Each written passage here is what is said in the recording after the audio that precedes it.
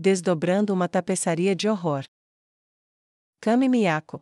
Inlight era muito boa em seu trabalho, ela balançava seu corpo esguio para frente e para trás em cima do hóspede humano que alugava o quarto para o qual ela foi designada. As mãos dele vagavam sobre ela, e ela soltava os gemidos de prazer que ela, e outros como ela haviam praticado até o ponto de aperfeiçoar. Seu rosto estava vermelho quando ele se aproximava de sua libertação. Ele poderia ter se sentido como um deus naquele momento, mas ela achou que ele parecia completamente pateta, se não fosse pela coleira fina em volta do pescoço dela, e a guia presa a ela que ele de repente agarrou para puxá-la para um abraço. Ela teria achado isso quase uma zombaria. Ele soltou a guia, agarrou suas orelhas mutiladas, e as torceu. Não doeu tanto quanto ele provavelmente pensou, mas ela sabia que era melhor não deixá-lo saber disso. Ela soltou um pequeno gemido de dor que foi cortado quando ele forçou seus lábios aos dela em um beijo que ela retribuiu com urgência artificial ao sentir seu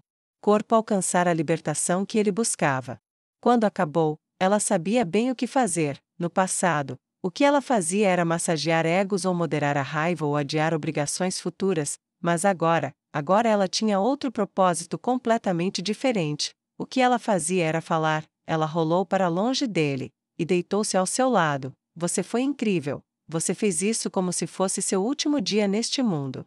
Ela parecia exausta, como se ele a tivesse esgotado completamente. Ela deixou sua cabeça bater no travesseiro, e então traçou seus dedos delicados sobre seu peito nu. Ela praticamente sentiu seu ego inchar. Eu juro, como alguém pode ser ingênuo o suficiente para comprar essas falas? Ela se perguntou.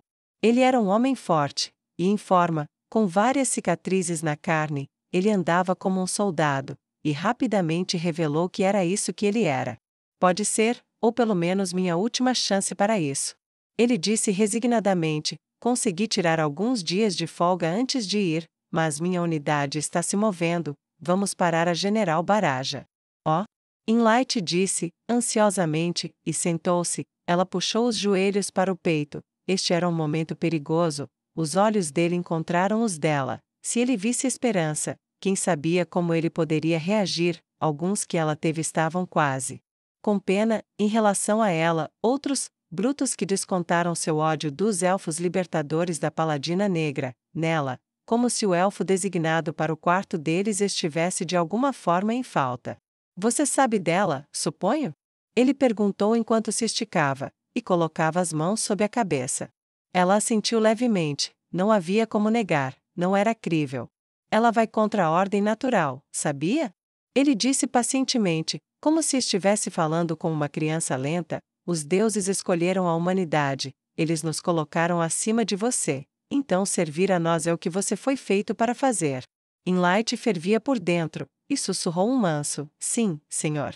Ela queria mais informações, então, em vez de parar por aí como havia feito antes, ela insistiu. Quando você e seus 100.000 forem lutar contra Neia, você vai voltar depois que ela for derrotada. Você me fez sentir tão bem que eu gostaria de vê-lo novamente.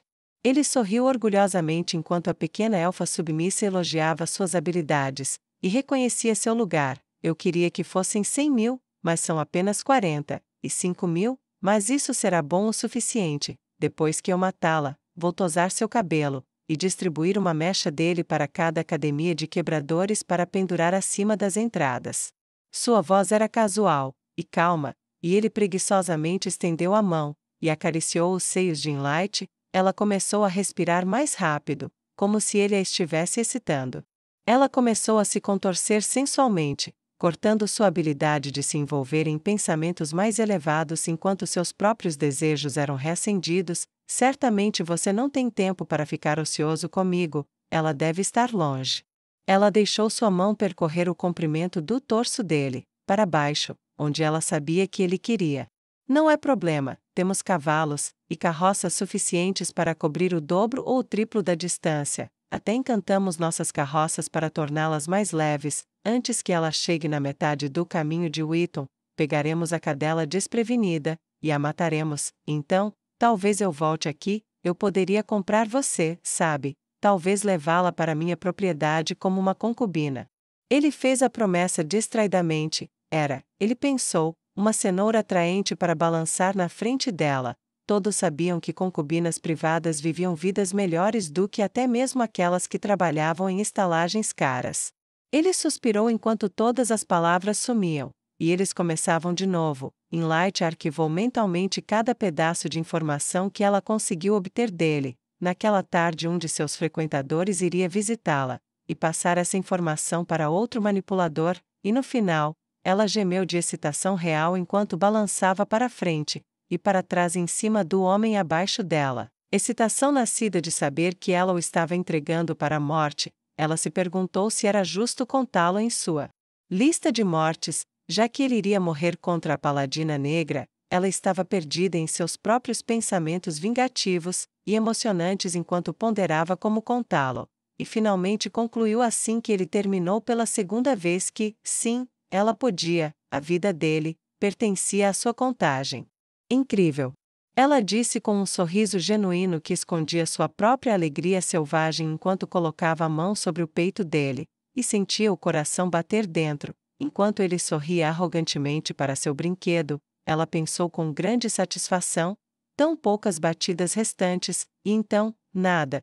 Ela riu de um jeito meio vazio que sempre deixava os machos tolos felizes, e o deixou entregar ainda mais informações sobre sua unidade, equipamento, e mais, entre ela e os outros elfos em sua pequena rede subterrânea, os superiores saberiam de tudo, exceto o tamanho médio de bota por unidade. E tudo porque eles não sabem para que realmente servem suas línguas. Ela mal conteve outra risada, e continuou fazendo anotações mentais. Casa de Raymond. Nu acordou, esticando os membros, e aproveitando uma hora tranquila na escuridão. Ela gostava de lá. Ela sabia que os humanos não conseguiam enxergar tão bem quanto ela no escuro. Então, mesmo sabendo que estava segura, ainda era bom. Ela estremeceu e tocou em um ponto dolorido. Solution atingiu como um tijolo feito de adamantite. Sair do caminho é a melhor maneira dos fracos bloquearem. Sua velocidade é sua melhor armadura. Ela disse indiferentemente, demonstrando o quão verdadeiro era por meio de uma demonstração prática. A empregada implacável com os olhos sádicos era tudo menos amigável, mas ela era completa e paciente. Como resultado, Nu aprendeu muito, mas ela sabia muito bem que não tinha os instintos de uma assassina. Ela se levantou do tapete e subiu as escadas. Sem surpresa, encontrou as crianças acordadas e trabalhando na leitura. Elas estavam sorrindo muito agora. Ela passou pelas crianças e bagunçou o cabelo de bóreas de brincadeira enquanto se preparava para preparar uma refeição para Raymond. Ela mal percebeu quando ele prendeu o cabelo para trás para que ficasse arrumado novamente, e olhou para ela com aborrecimento infantil. Ela sorriu enquanto se colocava em sua rotina habitual. Solution pode ser forte, poderosa, mortal, e uma empregada perturbadoramente boa. Mas uma coisa que Nu sabia fazer era garantir que Raymond não apenas tivesse uma boa refeição pronta para ele, mas que ele realmente a comesse em vez de deixá-la parada. O trabalho era rápido a ponto de ela mal pensar nisso, e logo uma bandeja foi preparada, e ela subiu as escadas com o pratinho, um pratinho de ovos, e um pouco de bacon, com uma xícara de suco, e um bule pequeno de chá, e 2 xícaras. Ela não comeu com ele, mas por insistência dele. Já que ela não iria embora até que ele tivesse comido, ela pelo menos preparou uma xícara para tomar chá para si mesma enquanto ela se demorava. Ela foi até o escritório particular dele, e fiel à sua forma, lá estava ele, seu rosto abatido e longo, parecendo mais um humano na casa dos 80 do que um homem na casa dos 40. Nenhum traço de simpatia surgiu em seu peito pelos soldados que a Paladina Negra havia roubado a vida. Mas ela entendeu por que era assim para ele, e por ele, ela sentiu uma tristeza crescente. Dominique havia se enfurecido com as mortes, e ordenado que 20 elfos fossem enforcados. Eram para marcar cada 1000. Sem nenhum outro propósito além da esperança de que a notícia chegasse a herege e a ferisse. Raymond, porém, uma parte dele quebrou com o peso de tudo isso. Tantos em um momento eram inéditos para seu país. No entanto, de sua dor no coração e da idade que o atacou de repente, surgiu um vigor renovado para dar fim a tudo, e ele trabalhou horas insanamente longas, examinando cada relatório, cada documento, cada pedaço de inteligência que encontrava, e juntando tudo de uma forma que fosse mais útil para os exércitos do rei feiticeiro. Ela colocou a bandeja na frente dele, ele mal percebeu, ou nem percebeu, ela tocou seu ombro. Raymond, por favor. Ela disse suavemente, abaixando-se, e sussurrando em seu ouvido. Como alguma coisa. Ela sussurrou mais. Ele não levantou os olhos do que estava lendo, e rabiscou uma anotação em um documento ao lado. Ela bateu o pé em frustração, então deu um tapa leve no rosto dele. Pare. Ela retrucou, você não pode continuar fazendo isso consigo mesmo. Ele olhou para ela surpreso, sua expressão ficou em branco. Só pare. Você não vai acabar com a guerra um dia antes pulando refeições. Você não vai salvar meu povo ou me salvar ou qualquer outra pessoa esquecendo de cuidar de si mesmo. Você não é um desses monstros que não precisa dormir, você não é um morto-vivo. Você precisa de comida, você precisa beber, você precisa dormir. Sua visão ficou turva quando a emoção a atingiu. Eu sei disso. Ele sussurrou, mas... Ele soltou um suspiro, e colocou o documento de lado. O que quer que ele fosse dizer, ele não disse. Em vez disso, ele deslizou a bandeja para mais perto de si, e disse simplesmente, obrigado. Para os ouvidos dela, ele soou como um escravo quebrado grato por alguma pequena gentileza patética como palha fresca para dormir. Nua serviu o chá com graciosa facilidade, primeiro o dele, depois o dela, e sentou-se em frente a Raymond. Ele comeu em silêncio. As conversas habituais que antes eram uma espécie de destaque do dia dela estavam quase acabadas, agora era silêncio. E não o tipo amigável entre companheiros, mas como estar de pé sobre uma cova aberta. Ela decidiu tentar preparar um ela mesma. O chá está do seu agrado? Ela perguntou enquanto ele tomava um gole. Sim, está maravilhoso como sempre. Ele disse com uma voz mais abafada que uma colher. Mentiroso, você nem sente o gosto, não é? Ela respondeu enquanto olhava para ele com os olhos baixos. Acho que não, as coisas perderam o sabor ultimamente, não é você. Raymond respondeu. O que foi então? Eu entendo sobre os milhares que Neia matou, mas no total houve muito mais do que isso perdido na guerra até agora, então por que isso é tão difícil para você, por favor?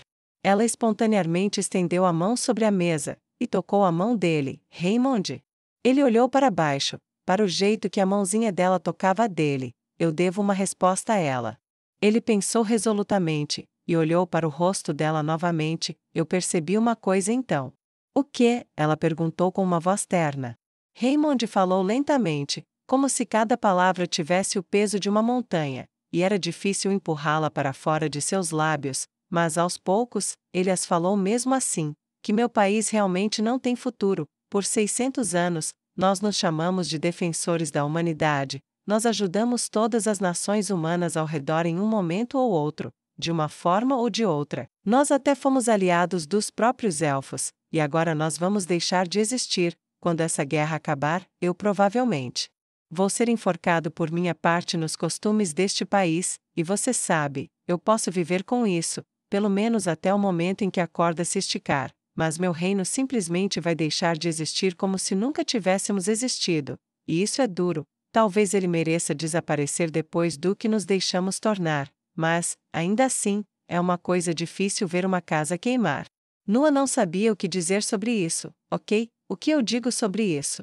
Pelo menos eu sempre soube que tinha um país lá fora, um lugar para onde, se eu saísse daqui, eu poderia voltar. Ela pensou, e se esforçou para dizer algo, ela não conseguiu nada.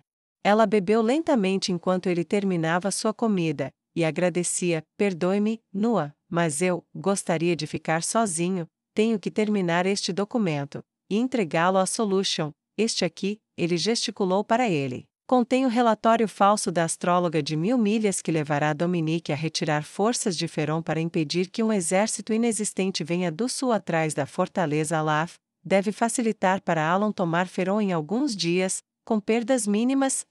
E você poderia levar isso para a casa de contagem, e colocá-lo na minha caixa de armazenamento hoje? Ele acrescentou enquanto tirava outro documento da gaveta de sua mesa, e o deslizava para ela. Ela pegou, e respondeu, claro, mas o que foi, Raymond? Ela perguntou cautelosamente. Ele deu um sorriso torto, e trêmulo, mas genuíno, e até feliz, de uma forma meio distorcida enquanto respondia: é minha vontade, não posso legalmente, sob a lei atual da teocracia Slane, deixar nada para um elfo, já que sob nossas leis você é gado, mas contanto que eu não o identifique pelo nome, depois que a guerra acabar, não deve ser problema, deixa quase tudo para a garota que me trazia café da manhã todas as manhãs. Há algumas outras coisas lá reservadas para servos vitalícios aqui, mas a venda desta propriedade, mesmo que não haja mais nada além da terra, será enormemente valiosa. Sem mencionar as várias obras de arte ou outros objetos, você será capaz de distribuir dinheiro suficiente para cada ex-escravo e habitante humano desta casa viver confortavelmente por várias vidas humanas se eles forem sensatos com isso. Há também algumas coisas reservadas para Zexi, mas a parte do leão vai para você. Espero que você nos perdoe pelo que fizemos, mas pelo menos você pode ficar tranquila depois disso. Ela olhou para o documento, ela enxugou os olhos ferozmente, rudemente com a manga. Por quê? Ela perguntou abruptamente. Por que o quê? Ele respondeu enquanto pegava o documento no qual estava trabalhando antes. Por que você tem tanta certeza de que vai morrer? Por que você parece querer morrer? Por que você acha que merece? Você é um dos bons, tenho certeza que agora, talvez tenha sido difícil aceitar no passado, mas você provou. Como pode um governante justo, um Deus justo, enforcá-lo? Ela exigiu furtivamente. Porque eu nem sempre fui isso. Ele disse categoricamente: eu passei a vida inteira acreditando em coisas diferentes, fazendo coisas diferentes, sendo algo próximo do ser humano que assombrava seus pesadelos. Não, eu não era um patrono de bordéis. É verdade que eu não batia em elfos por diversão, mas eu ignorava o que estávamos nos tornando como um povo. Eu apoiava a supremacia humana, e trabalhava pela erradicação ou subjugação de outras raças, incluindo a sua. Devo acrescentar, eu não posso anular isso, nem por alguns meses. De gentileza e decência. Eu poderia salvar 10.000 escravos, 100.000, 1.000.000, e isso nunca mudaria o passado, e por causa disso, eu não tenho futuro. Ele disse com uma voz afiada, e crítica enquanto pronunciava sua própria culpa. A boca de Nua fechou-se lentamente, e ela esfregou os olhos para limpar as lágrimas novamente. Mas, eu não quero que você morra. Além de, bem, acho que posso chamar Alan de bom agora. Ah, você é um dos únicos humanos que já conheci que era decente, que não era um monstro. Eu não quero que você vá. Ela choramingou em um apelo infantil. Raymond abriu um sorriso irônico. E terno, Neia, Scana, estavam certas. Você é gentil, só. Depois que tudo isso acabar, acenda uma vela para mim ou algo assim. Nua pegou a bandeja e saiu do escritório. Ela mal percebeu que estava realizando suas tarefas pelo resto do dia. Escritório de Dominique. Isso não faz o menor sentido. Dominique disse com raiva, e bateu o punho na mesa. O que não, mestre? Perguntou Yarvin com infinita paciência enquanto colocava uma bandeja na mesa. Esses relatórios. Ele bateu a mão no documento à sua esquerda. Eu envio as divisões da prisão para deter um exército, apenas para descobrir que não há exército algum nas proximidades, e não há nenhuma indicação de que eles já estiveram. Eu envio a brigada de conjuradores para lidar com um monstro que se aproxima, apenas para descobrir que não há monstro algum. Eu envio trabalhadores para consertar danos a uma ponte que atravessa o rio que passa perto daqui, apenas para descobrir que a ponte está intacta, e os trabalhadores estão perdendo tempo, mas todos esses relatórios vêm de Meidal. Yarvin olhou longa e duramente para seu mestre. Mestre, posso falar livremente? Ele perguntou gravemente. Dominique olhou para o escravo elfo que serviu sua casa por gerações. Em todo o tempo em que ele conheceu Yarvin, essa pergunta nunca passou por seus lábios. Sim. Ele respondeu honestamente, procurando seu rosto com um olhar atento. Mestre, se ela não pode estar errada, então ela só pode estar mentindo. Talvez ela esteja enganada por alguma magia terrível, mas você falou do rei feiticeiro, e seus asseclas frequentemente, e nunca mencionou grandes ilusões entre suas habilidades. Eu acredito que você deveria testar Lady Meidal para ver se ela é tão leal quanto você acredita. Se ela for, então não há problema. Se ela não for. Yarvin deixou a frase no ar, e abriu as mãos como se a resposta fosse óbvia, e era.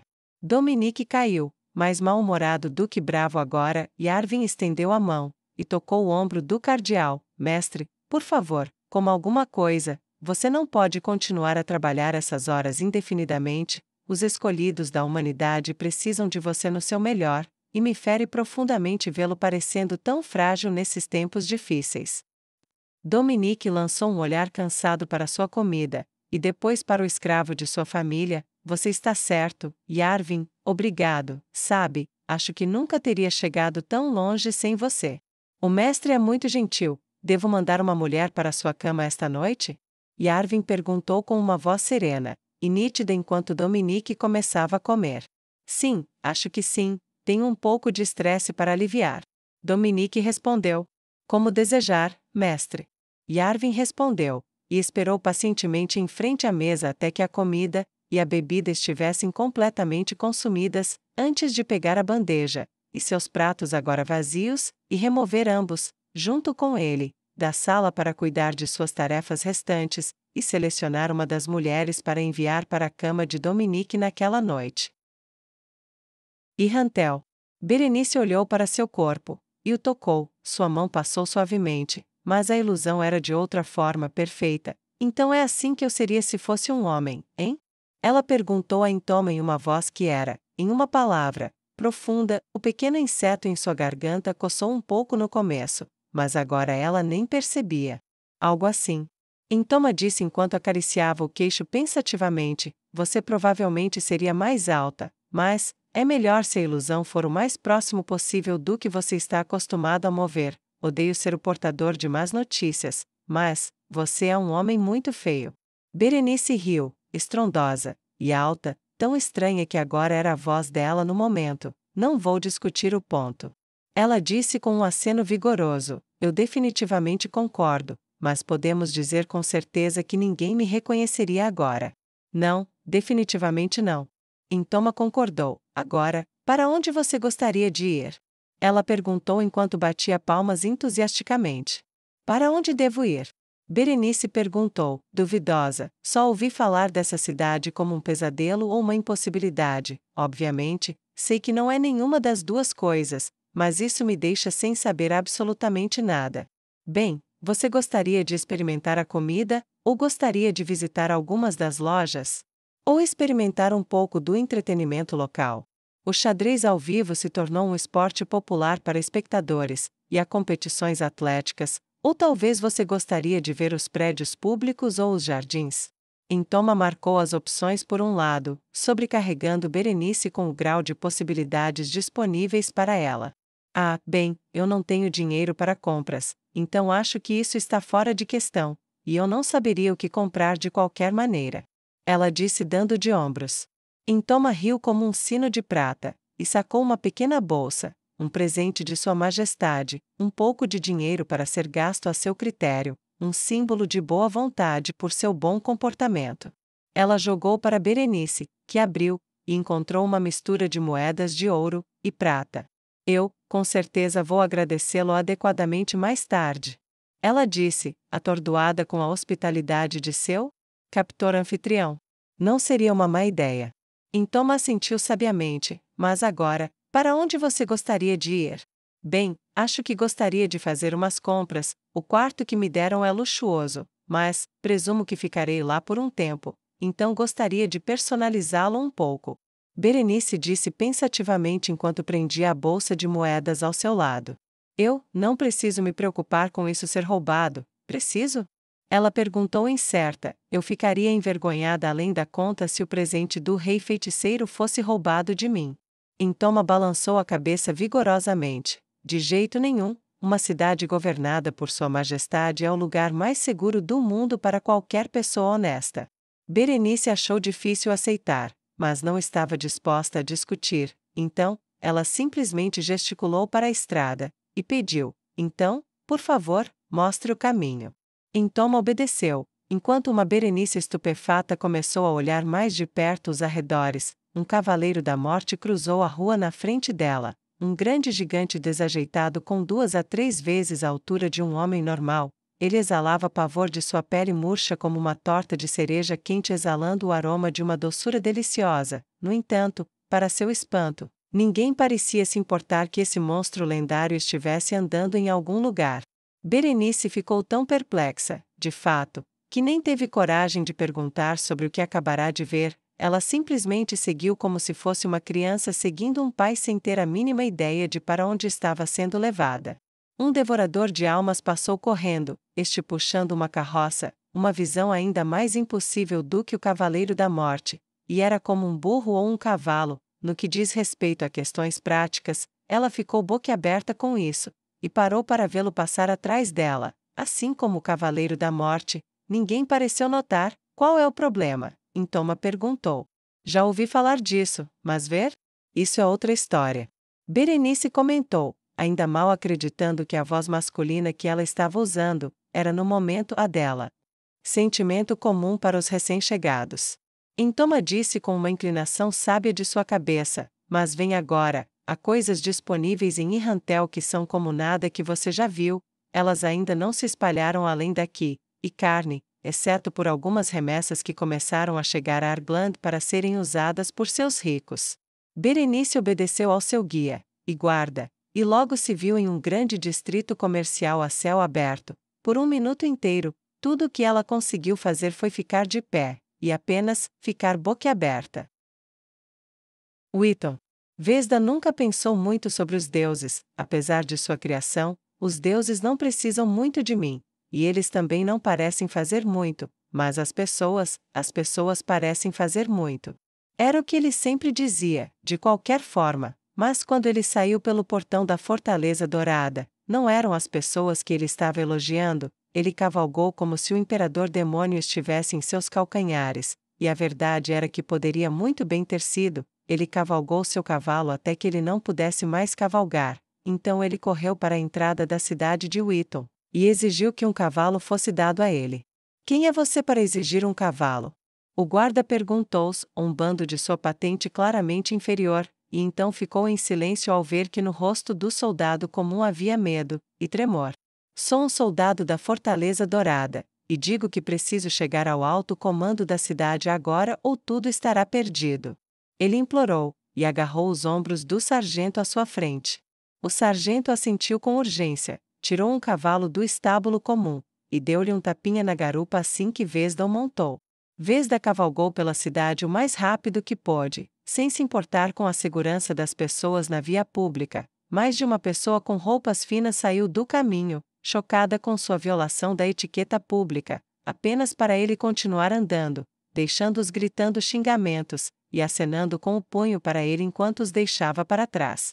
Ele chegou à mansão que continha o governo da cidade, e passou pelos guardas tão rápido que eles temeram que ele fosse um assassino. Eles o perseguiram enquanto ele saltava do cavalo, e corria pelas portas duplas. Ele correu pelos corredores, por mais portas, passando por cidadãos consternados e confusos que não conseguiam entender por que esse jovem que estava coberto de poeira da estrada, e suor tão espesso que se misturou com a poeira para deixá-lo marrom como um elfo negro, estava fazendo.